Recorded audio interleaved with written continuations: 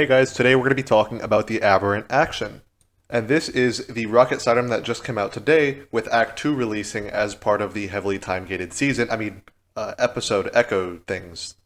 If you've been following the community, you already know that we've been excited to get this for quite a while. It has some pretty good perks, and most importantly, it is a solar rocket sidearm, which is one of the better elements in the game when it comes to weapons. We're going to get into the best perks on this thing and where it stands out best, and sort of some good loadouts that you could use it with. So let's go ahead and get into it.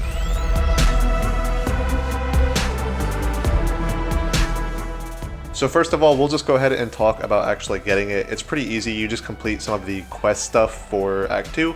Eventually you get a freebie one, and then from there it's in your pool and you can basically just get it from spending engrams. I had to just spend engrams on non-focus stuff because it wouldn't let me use the focusing for it. I guess that's time gated as well, because of course it is.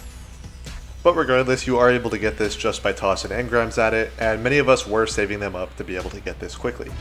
I personally just decided to use harmonizers on it just so I could get this video out with a crafted version of the weapon as soon as possible, but obviously that's not something you need to do, and eventually it's going to be very easy to get a bunch of copies of this and get it crafted. So the number one important thing about the weapon is obviously the perks. We all know that rocket sidearms, even without perks, are very strong weapons. They're very good at dealing with majors, and they have very powerful ad clear even against the chunkier ads like Grandmaster level stuff.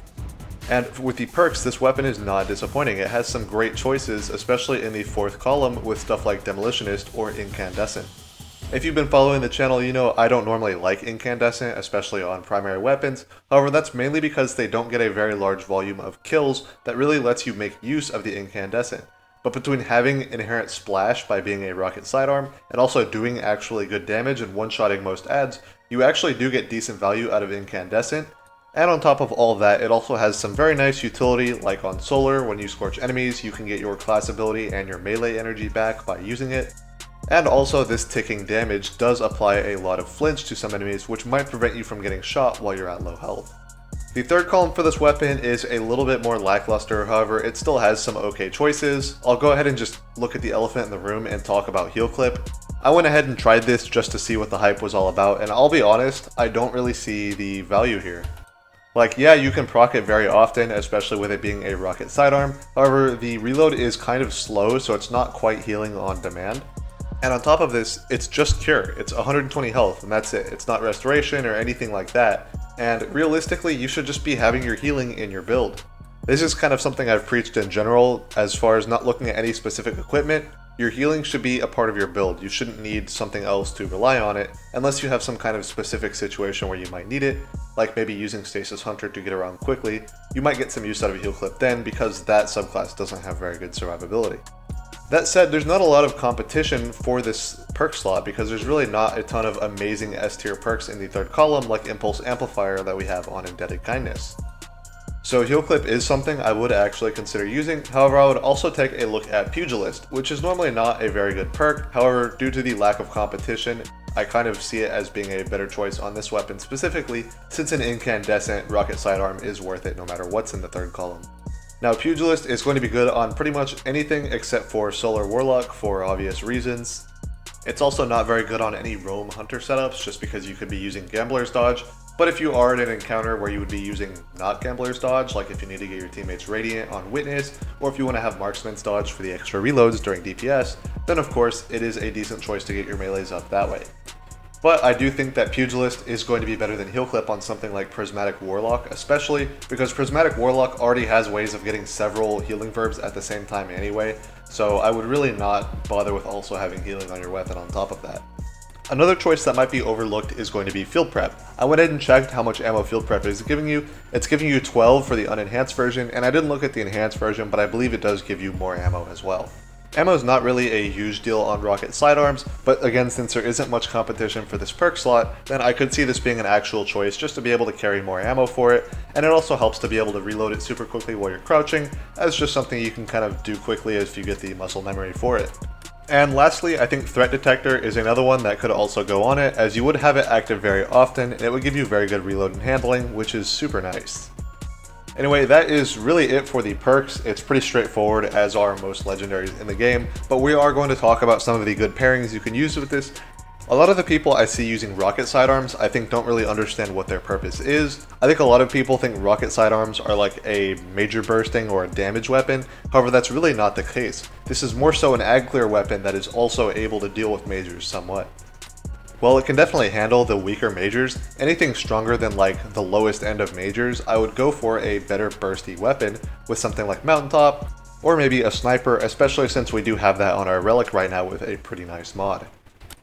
While it is important to remember that rocket sidearms aren't the ultimate ag clear either, they don't just destroy hordes of weak enemies like a lot of weapons like Forbearance can. They are basically a versatile weapon that kind of go in between dealing with weaker majors and decently sized crowds. So if you have a powerful ag clearing setup to handle a lot of mobs, something like Necrotic Arcane Needles on Warlock or something like that, you can basically have all of your bases covered by having a major burst DPS weapon like Mountaintop or Sniper in the kinetic slot, Aberrant Action, and then having a ag clear setup on your build with something like the Necrotics and Arcane Needle. Then after that, you also stack all the healing you can on top of the build with stuff like Facet of Purpose if you're using Prismatic, and obviously Feed the Void for Devour the whole way. Some things to avoid doing if you are going to be using the rocket sidearms is pairing them with a primary that you intend on using for ag clear. Now it's one thing if you were to pair like the Call and No Hesitations, if you wanted a support weapon and then you were going to have all your damage in your heavy, and then you would use the Call as sort of your ag clear / major clear, and then you had good ag clear on your class, you could definitely do something like that. However, if you're going to be trying to use a primary weapon for ag clear, you're going to find that the Call is just better at it. Or it's worse at it if it's some exotic primaries or something like that. And it's really pointless to have two weapons that do the same purpose because they do the same thing. You could just use one or the other. And if you do need to use a primary for something, maybe you're on a burger team and you're doing Grandmasters and you want to have Outbreak Prime on, that's fine. Just, I wouldn't use a rocket sidearm with that. I would instead run something like a sniper so that you can handle barriers and also have a decent damage weapon as a special weapon. And in the last part, we're going to go ahead and just compare this weapon to other rocket sidearms that we have now, just to see how it stacks up against them. The first one we'll talk about is Indebted Kindness, since it's also in the same slot. And the god roll for Indebted Kindness is basically Impulse Amplifier with Volt Shot. Since we don't need to be using the permeability setup anymore to get other elements, now that we have Solar and Strand available as our own sidearms, there's really no need to go for that anymore. So ultimately, the Volt Shot setup on Indebted Kindness has a much better reload, which allows it to just have very good uptime. When you're reloading this one without having any reload buffs, it's a little bit slow.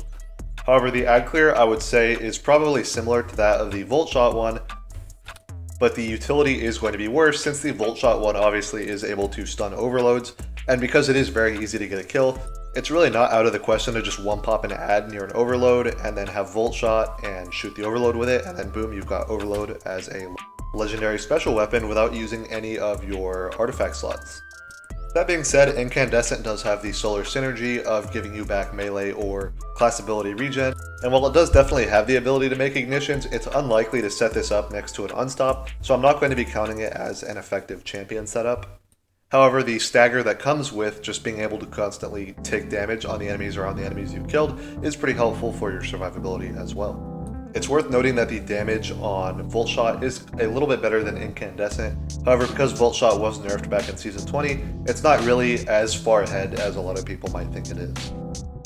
Next up, we'll talk about the Call. That is another one that just came out in the final shape and is a part of the Pale Heart set, and it is in the kinetic slot and is Strand. And that one basically has access to Demo, Slice, or Lead from Gold in the third column, and then a bunch of damage perks that aren't really needed in the fourth column. And I would definitely consider Aberrant to be better, just because its fourth column is better, and in general, fourth columns are much more important on most weapons. However, if we were to get the third column off of the Call and have that on the Aberrant action, this would be likely the best pistol in the game when it comes to rocket sidearms. So that is definitely something to bear in mind. Kind of a weird relationship there. Anyway, I think that's probably going to do it for the video. I pretty much was just rambling about this weapon and how effective it actually is, so hopefully it helped you learn something new and you're able to make a good loadout with it. Thank you all for watching, and if you did make it to the end, I'm going to go ahead and just let you guys know I do have a Discord server, and I'm trying to get more people into it and keep it super active. We have a lot of great stuff, including a channel that just has a bunch of build links that you can take, and I always put the build links from my videos into that channel as well. So make sure you check that out. I'll have a link in the description to the Discord.